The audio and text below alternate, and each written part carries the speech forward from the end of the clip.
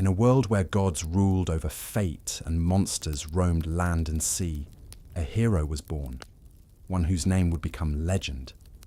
His destiny was written in the stars.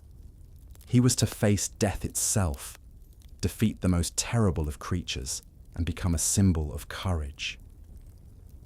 This is Perseus, son of Zeus and Danae, the one who took on the impossible, who did not fear monsters, who stood up for the weak and restored justice. Today, we tell the story of bravery, strength, and the human heart that dares to defy fate itself. When the sun of Hellas rose over the mountains of Argolis, its first rays touched the white walls of Argos, one of the oldest kingdoms of Greece. There ruled King Acrisius, a descendant of Zeus himself, through the line of Inachus, the first king of Argos. He was a stern and ambitious man, and like many rulers, he feared one thing above all: to die without an heir. He had only a daughter, Danae, a young woman of wondrous beauty. Her skin was pale as ivory, her hair streamed down her shoulders like molten gold. In her eyes lived that quiet strength found in those who know solitude and dreams. Acrisius loved his daughter, but his love was darkened by fear.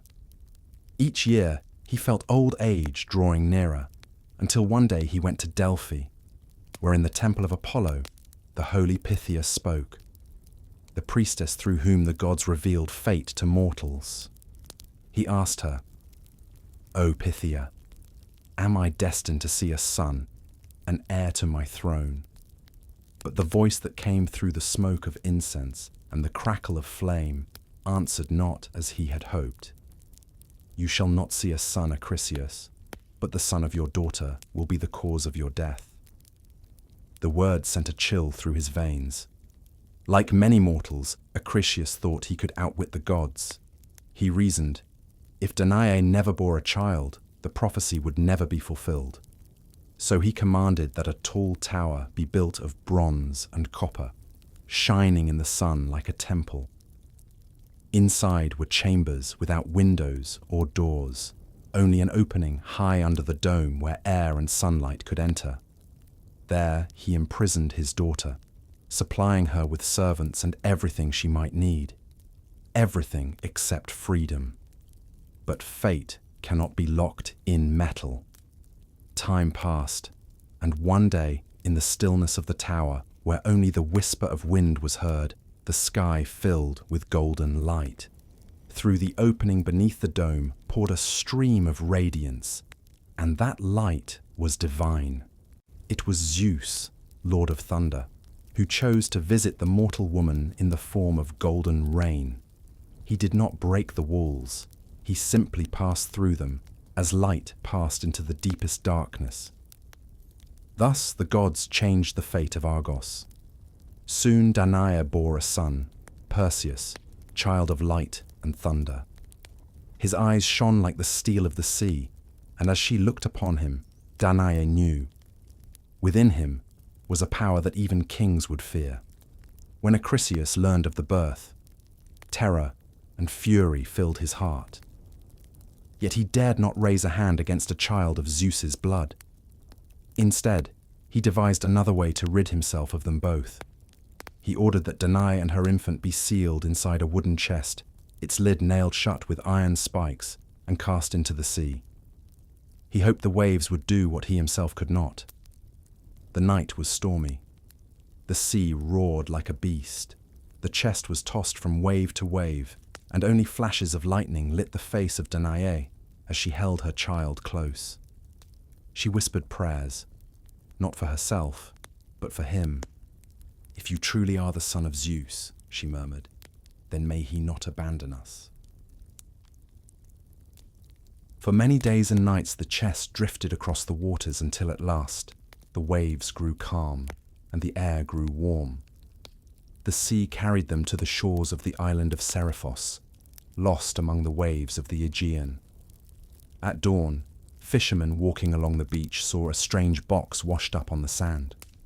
Among them was Dictys, a kind and honest man. Carefully, he opened the lid, and there he found a woman and a child, alive but weary and pale. Dictys did not know who they were, but his heart told him these were people marked by the gods. He brought them to his home, sheltered them, and offered them food and rest. Thus Danae and her son were granted a new beginning. Seriphos was a humble island, narrow valleys, white stones, and everywhere the scent of sea and resin. The people lived simply. They fished, grew grapes, and traded their goods with neighboring islands. Amid these harsh but pure lands, Perseus grew up. Among sailors, storms, and wind, he was strong as the cliffs, swift as a gull above the waves. He helped fishermen, learned to throw the spear, to lift the nets, and even then, something special shone within him. Perseus was not just a youth. He carried within him the glimmer of thunder, a reminder of his heavenly origin. His mother lived quietly by his side, noble, gentle, yet ever wary. She feared that fate would strike again, and indeed it did. The island's king, Polydectes, brother of Dictys, noticed Danae's beauty. Desire flared within him, but she refused him, and the king's heart filled with resentment. From that moment, envy took root. Envy toward Perseus, his strength and purity, and toward the woman who dared to reject his power. At that time, the young man suspected nothing of what awaited him. He lived simply, like a fisherman, gazing into the horizon and dreaming of adventure. But the gods had already chosen his path. The time of trials was near, and soon the name of Perseus would resound throughout all of Hellas. The years on Seriphos passed in peace. The sea brought the fishermen their catch. The sun melted into crimson sunsets, and young Perseus grew, strong, lean, and bronzed by wind and sun. His movements were light, his voice confident, and in his eyes burned a gleam that no ordinary mortal possessed. He did not yet know that it was the reflection of Zeus living within him. From childhood, he had been different. Perseus never feared hardship. He dove deeper than anyone, caught the largest fish, and stood up for the weak. The people of the island would say, if the gods walked among men, they would look like this youth. By his side was always his mother, Danae, now a mature woman, yet still beautiful and proud. She raised her son in the spirit of justice, reminding him that strength is a gift that must never be used for pride. But peace could not last forever. The king of Seriphos, Polydectes, brother of the kind Dictys, was a man of a very different nature. He was cruel, cunning, and vain. Once he had ruled justly, but years and power had turned him arrogant. For a long time, Polydectes had desired Danae, longing to make her his wife. But Danae remained steadfast. Her heart was taken, not by mortal love, but by the memory of the divine light that once descended to her. Her rejection only stoked the fire of resentment within the king. He began to look for a way to rid himself of Perseus, the young man who protected his mother and dared to look the king in the eyes without fear. Polydectes was too clever to act openly. He chose instead to use deceit, to set a trial that would seem impossible. The day came for a festival, a grand feast in honor of the goddess Athena. The king arranged a magnificent celebration in his palace.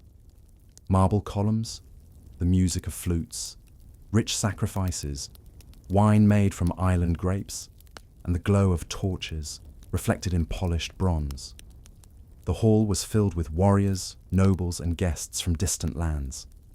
During the feast, Polydectes spoke with a feigned smile. Each of you must bring me a gift worthy of a king. Who will bring me what no mortal man possesses? The guests laughed, offering rare fabrics, ornate jars, and curious trinkets. But Perseus, who owned nothing of value, said, I am the son of a poor woman. But if you wish, my king, command me, and I shall bring you anything. even the head of Medusa, the Gorgon herself. The laughter stopped. Silence fell across the hall. Polydectes smiled, a smile devoid of joy. "Very well," he said. "If you are so brave, then bring me the head of Medusa. Then I will believe that you are truly worthy to stand beside the gods." And so, the trap was sprung. Polydectes knew that no one had ever returned alive from the land of the Gorgons. They lived at the edge of the world, among rocks and howling winds, in a country of eternal night. Their faces were monstrous, their hair a nest of venomous serpents. One glance from Medusa's eyes could turn any living being to stone.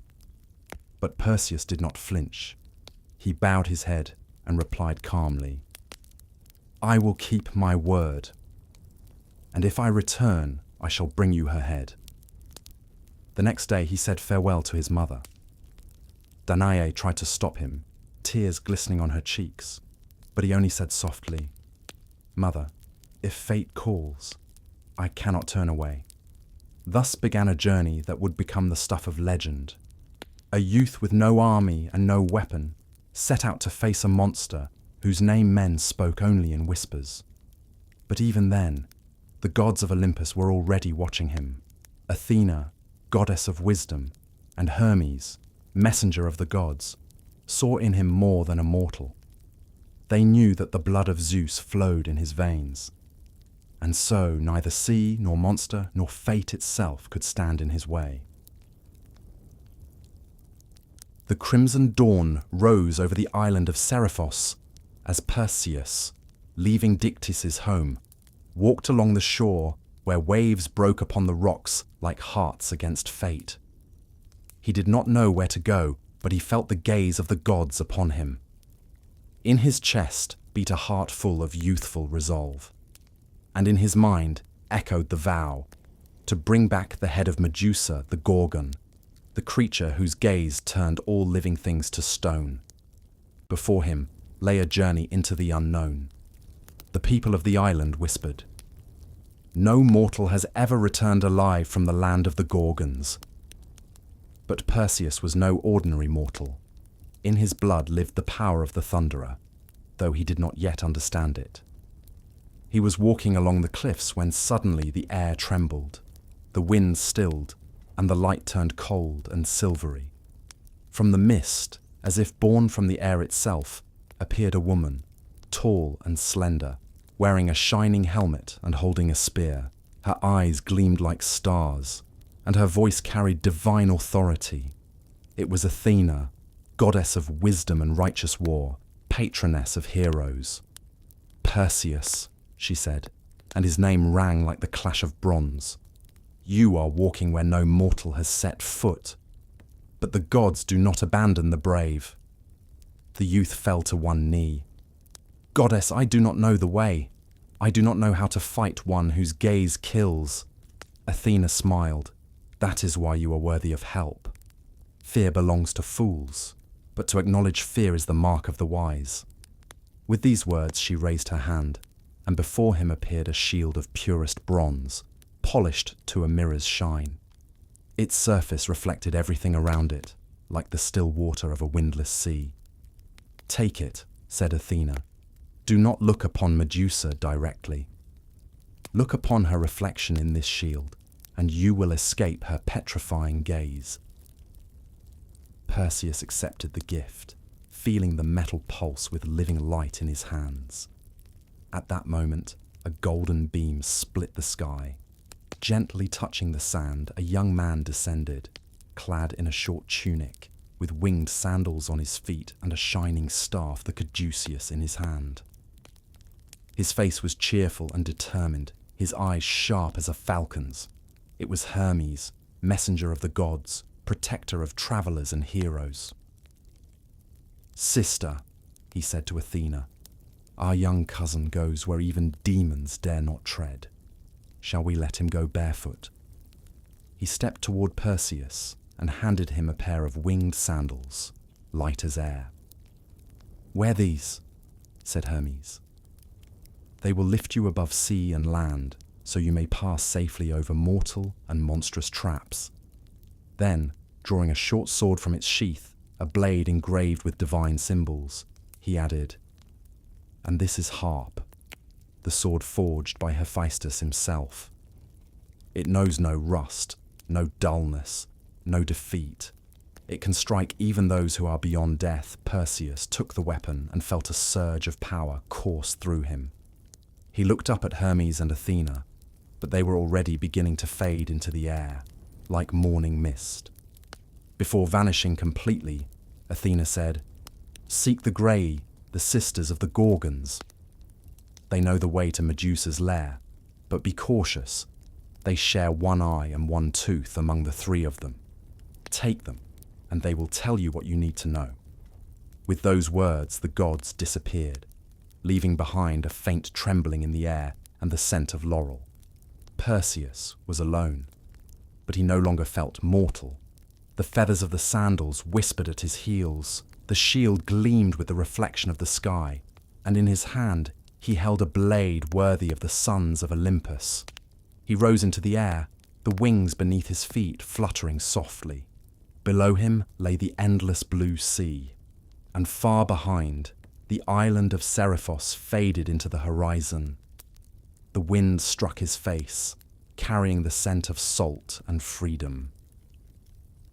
Perseus flew over the sea, and the waves below rolled like living creatures. The sky changed its color from azure to silver as day gave way to night. The wind sang in his ears, and Hermes' winged sandals carried him toward the edge of the earth, where the realm of shadows began. He traveled long and far until he reached a grim land where the sun never shone. There lived the Grey, ancient women, grey as ash, old as night itself. They were sisters of the Gorgons and guarded the secret path to them. They dwelled in a cave at the foot of a mountain, where the wind moaned eternally, and no tree had ever grown. When Perseus entered, darkness closed around him. He saw 3 figures sitting by a stone hearth. They were so alike that they seemed like reflections of one another in murky water, but all 3 shared a single eye and a single tooth, which they passed between them in turn. "Who goes there?" croaked one, feeling the air with her bony hand. "We sense the breath of the living," rasped another. "A mortal, or not entirely mortal," whispered the third, grinning with her toothless mouth. Perseus watched as one of them took the eye from her socket and passed it to another. In that instant, he lunged forward, snatched the eye from her fingers, and stepped back into the shadows. "Return it!" shrieked the Grey, their voices echoing through the cave. "Without it we are blind! Without it we are nothing!" "Then tell me where to find your sisters, the Gorgons," Perseus replied calmly, holding the gleaming eye, bright as a pearl, in his hand. "And I will return your sight." The blind old woman fell silent. They understood he was not to be trifled with. This was the son of Zeus. Finally, one of them whispered, "The road leads west, to where the sun goes to sleep. There lies the land of eternal darkness, and among the cliffs gnawed by time, the Gorgons slumber. Their hair is serpents, their breath is poison, their gaze is death." Hearing this, Perseus tossed the eye back, and while they scrambled to find it in the dark, he soared into the air. The road brought him to the edge of the world, to a land where the sun never rose. The earth there was barren, cracked and covered in grey ash. The air was still and heavy, as though nature itself feared to breathe in that place. On the horizon loomed jagged rocks, hollowed by wind and time, and between them yawned a cave, deep as an abyss, black as night.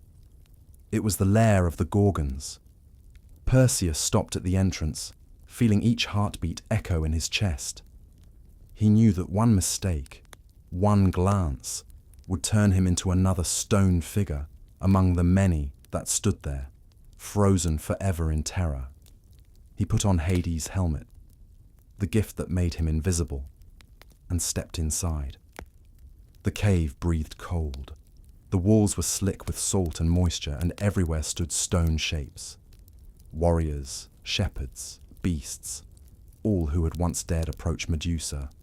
Their faces bore expressions of horror, silent warnings for any who followed. Deep in the shadows, on a stone slab, slept the three Gorgons, Stheno, Euryala, and Medusa. Two were immortal, but one was mortal, and only she could be slain. Medusa's body shone like polished bronze, wings trembled faintly on her back even in sleep, and her hair was a nest of living serpents. They moved and twisted, sensing the breath of an intruder. Perseus raised the mirror-like shield. In its polished surface, like in still water, everything reflected clearly. He advanced, never looking directly at the Gorgon, seeing her only through the reflection, a fragile line between life and death. Step by step, he crept closer, careful not to make a sound. His heart pounded so loudly he feared it might echo through the cave. Suddenly, one serpent lifted its head and hissed. Perseus froze. The Gorgon stirred but did not wake. He knew the next moment would decide everything. He raised Hermes' sword, light and sharp, as though forged from sunlight itself, and keeping the shield before him, struck swiftly. The blade sliced through the air, and the silence shattered with a soft, brief sound. Medusa's head fell from her body. For a moment, everything around stood still, even the snakes, as if realizing their mistress was gone.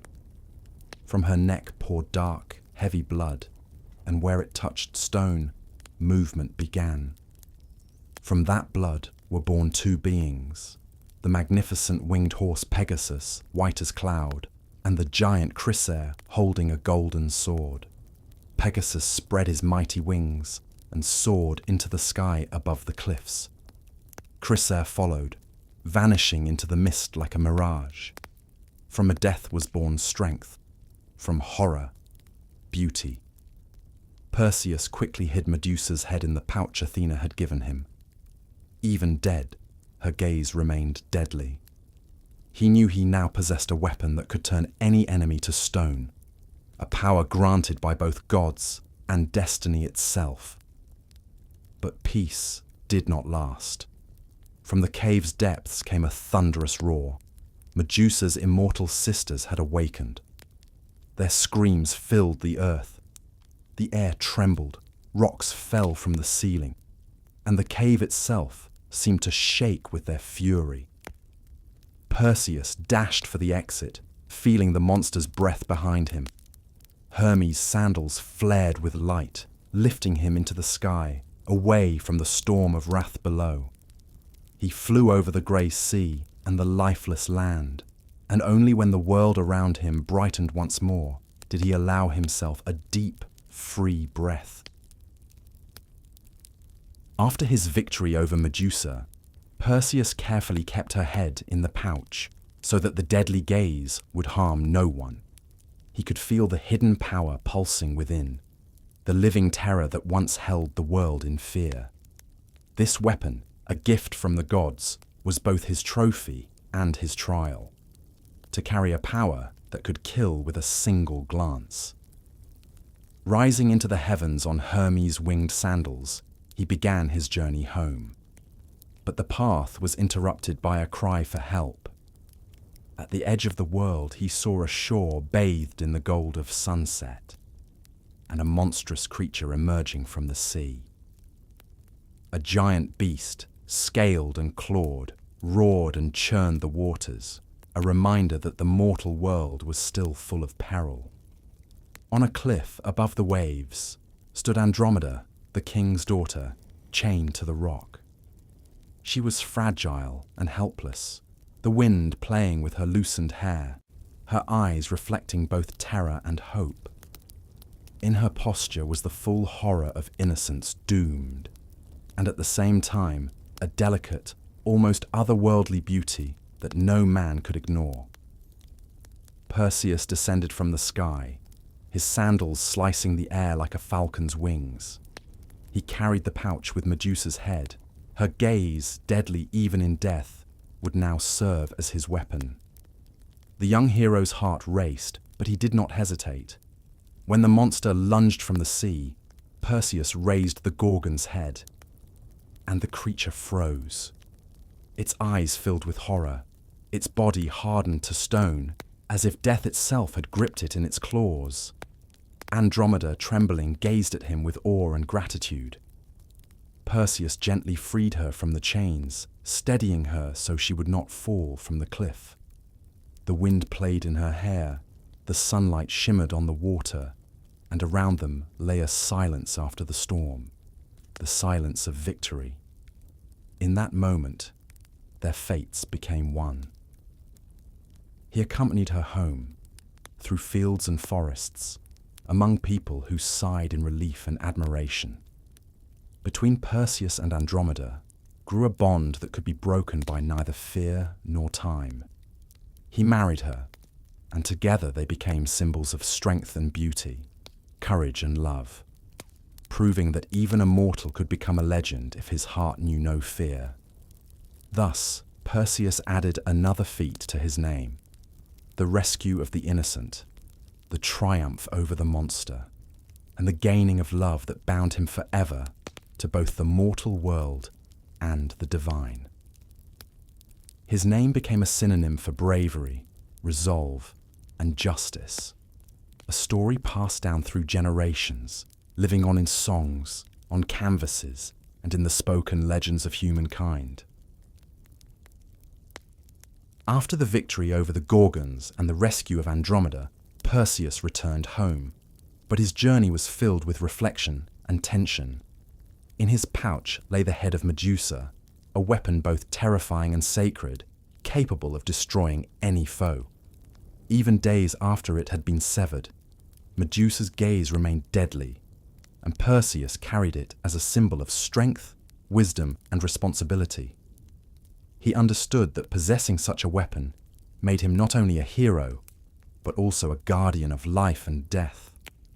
On the horizon appeared Seriphos, the island that had once seemed a refuge to him, but now stirred memories of the past, its palaces, rocky shores, and narrow village streets. Yet his mind was fixed on one place, the palace of King Polydectes, who now ruled as a tyrant. Polydectes, arrogant and cruel, had once challenged Perseus, demanding the head of Medusa, hoping to rid himself of the young hero forever. But now, before him stood Perseus, matured, tempered by perils, armed with the gifts of the gods and the power of his own heart. Perseus stepped onto the stone terraces of the palace. The wind played with his cloak, sunlight glinted off Athena's shield, and the pouch with Medusa's head hung heavy on his shoulder. Polydectes came out to meet him, a mocking smile on his lips and a predatory gleam in his eyes. He thought Perseus had returned weakened and harmless, but before him stood a hero, calm, steadfast, and fearless. No words were needed. One look at Medusa's head turned Polydectes to stone. His face froze in horror, his hands clenched in a futile attempt to resist, and silence filled the palace, a silence that sounded like the triumph of justice.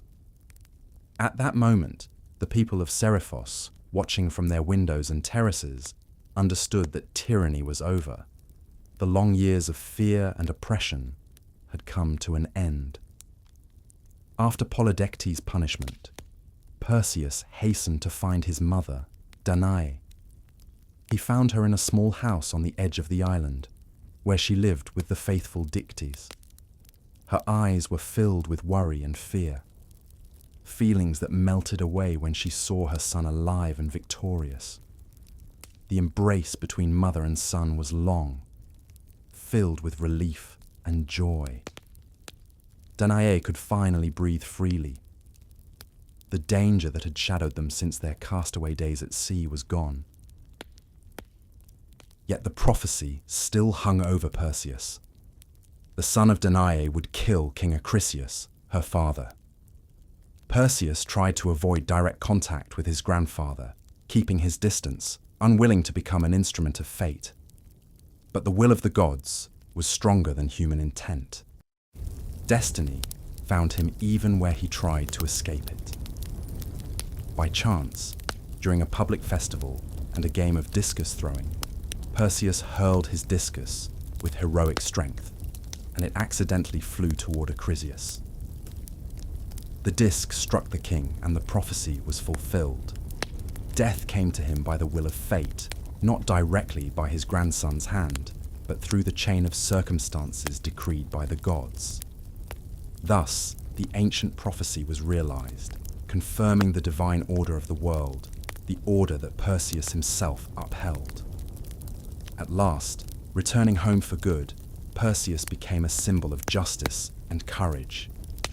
His deeds, the slaying of Medusa, the rescue of Andromeda, the punishment of Polydectes, and the fateful fulfillment of prophecy, entered into legend and lore, passed down from generation to generation.